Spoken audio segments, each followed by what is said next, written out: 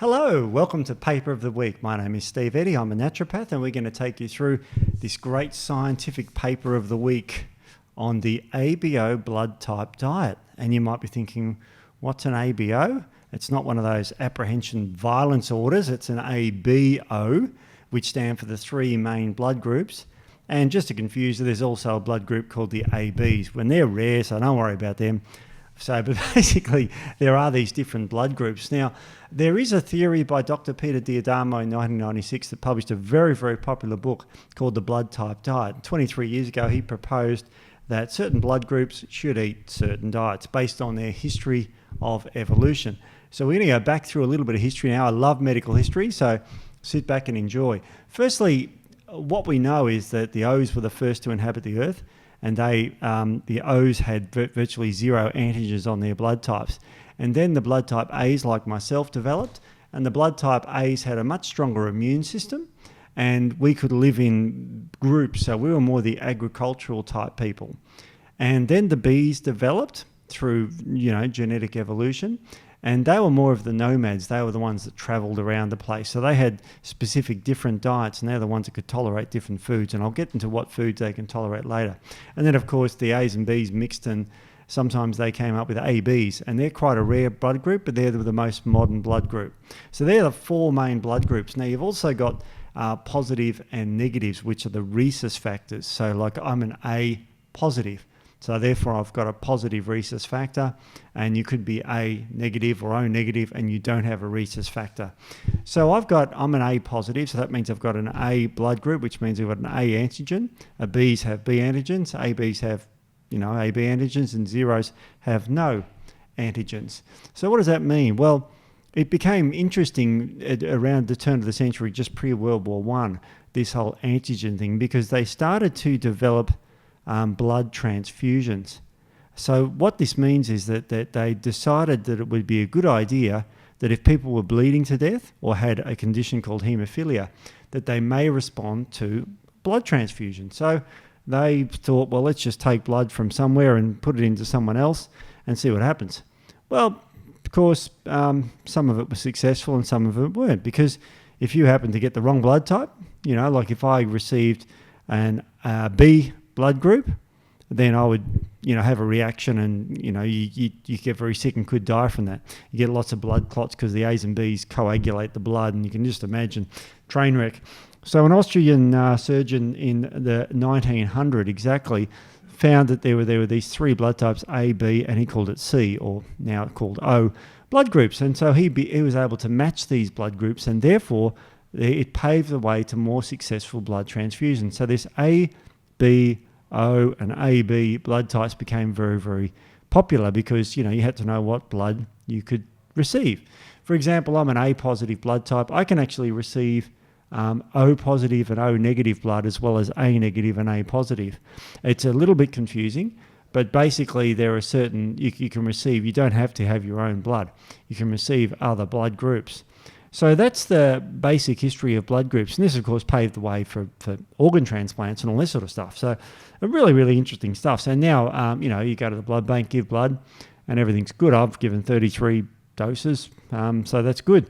But that's the ABO blood types as medicine knows them. It's more about transfusion. So Dr. Peter D'Adamo said, okay, well, based on your evolutionary thing, O's should be having more of a hunter and gatherer style diet. So that's more of a, you'd call it a Paleolithic diet, where you have very little grains and dairy, mainly meats, vegetables, fruits, salads, nuts and seeds, those sorts of things.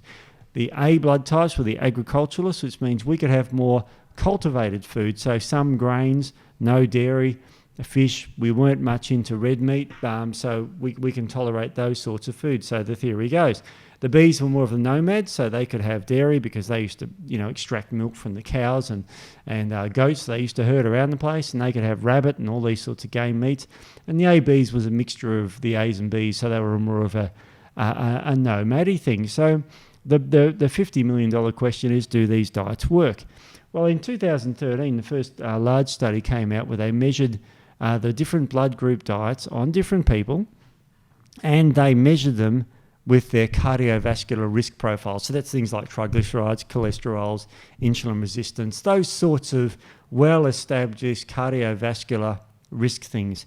And very interesting, they found in this particular paper, and it was published 2013, 2014 actually, and it actually shows that when you're following a blood group diet in PLS1, this paper found that if you followed, say, for example, the O blood group diet, which is the more of the meat and vegetables and those sorts of things, yes, you had improvements in your cardiovascular risk profiles, which goes against most of the Heart Foundation. But here's the interesting part.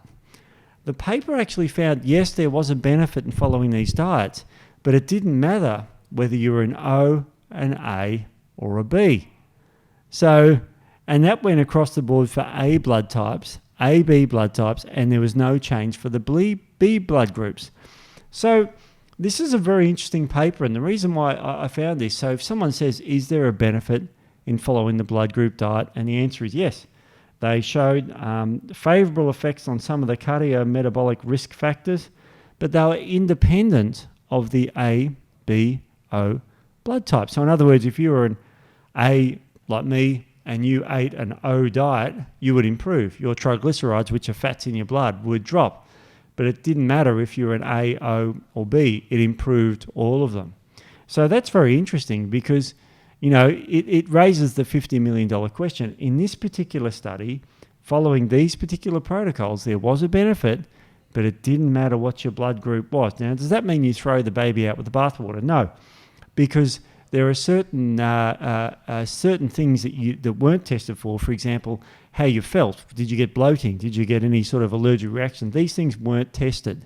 They tested the cardiovascular risk profiles, and there was an improvement. So it's a really interesting scientific paper. Now, you know, Peter has responded to this. Dr. Peter Diadamo has responded to this, and he says, well, you know, that was the only factor that was measured, and there's more to it than that. And you know what? He's probably right, because there is more to it than just measuring your cardiovascular risk profiles. For example, if you didn't eat for 2 days, your cardiovascular risk profiles, fats in the blood, cholesterols would drop dramatically because you were starving and you wouldn't be making too much cholesterol or fat. So you would improve dramatically. So it's not the only factor to consider. But it was interesting to find that the diets pretty much improve people regardless of their blood type. So I found that very interesting.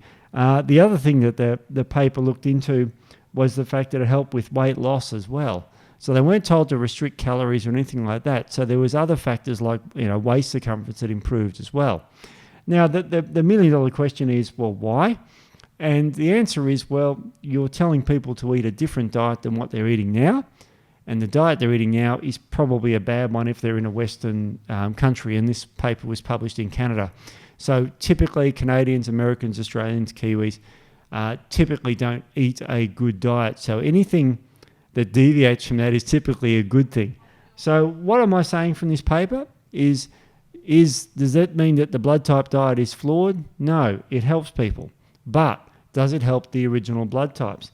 No, it doesn't. It didn't matter what your blood group was. Does that mean we stop testing it and stop looking into it? No, there's more to it than the cardiovascular risk profile. So as you can see, this study is very interesting, which is why I wanted to make it paper of the week. And please enjoy this particular podcast on this, or podcast or paper of the week on this, because I found it very interesting to read, and there's certainly more to come in this area. So thanks for your time today, and we'll see you again next time.